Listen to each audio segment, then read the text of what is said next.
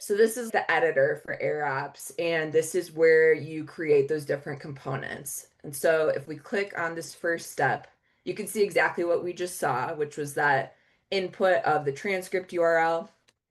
And I'm going to kind of walk through I do next and how I make sense of it, how I make it useful to me. So there's all these different steps that you can add.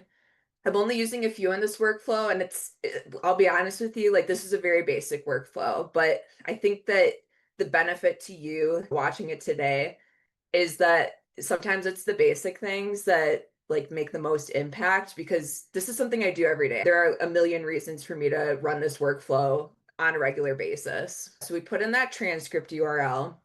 And then as I was building this workflow, you figure out working with either like ChatGPT as your co-pilot here, or AirOps also has their own like AI co-pilot tool that you can use to ask to say, this is what I'm trying to achieve. How do I do that with these tools? The first thing that I had to do was figure out how to get the usefulness out of that URL that I gave it. And if that was even the right input. And that process came to this conclusion that I needed to grab this particular transcript ID from the URL in order to then work with Firefly's API to then get the transcript and get it off Firefly's.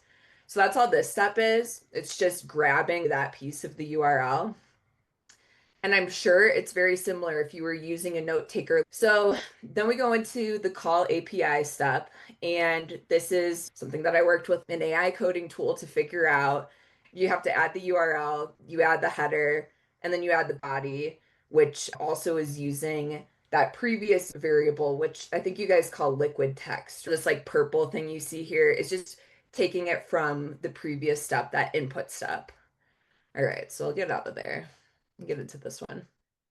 So after I have grabbed that particular piece of the URL that communicates effectively with Fireflies, and I've called the Fireflies API, then I go to prompt the LLM. So this is where like the magic happens. And this is where I still want to do more experiments to make it more useful, to maybe customize it so that there's a version of this workflow that's for calls that are like business calls versus a version of this workflow that is just for my morning pages and making sense of them.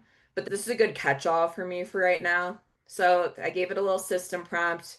You're a helpful assistant. Your job is to take a transcript input and make it more useful. For those of you who don't know the difference maybe between a system and a user prompt, you could think of the system prompt as being like, I want this to apply to every single workflow.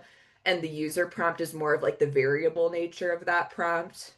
So the user prompt is then help construct a detailed outline based on the transcript. It should include subheadings and detailed bullet points. So I'm really thinking about this in terms of the third option here that I haven't necessarily discussed yet, which is sometimes I do a voice memo and it's just about a blog topic. And I think I do better with rambling to myself and like reading a brief and like looking at some research and things like that. It's easier for my brain to just talk through it than to start immediately writing. So that's more or less what I had in mind with the outline part. But it also works nice for the business calls, the morning pages, just to create a structure from the entirety of the conversation. And then I also add a section for any action items mentioned and attribute them to the speaker. And then it's using that liquid text to then call what was happening with the API. That's where it gets the transcript, essentially. That's the data that's feeding into this LLM model. And you can change the different models that it's prompting with these steps. I think I just left it at probably whatever the default option was, but that would be another thing to play with to get different results.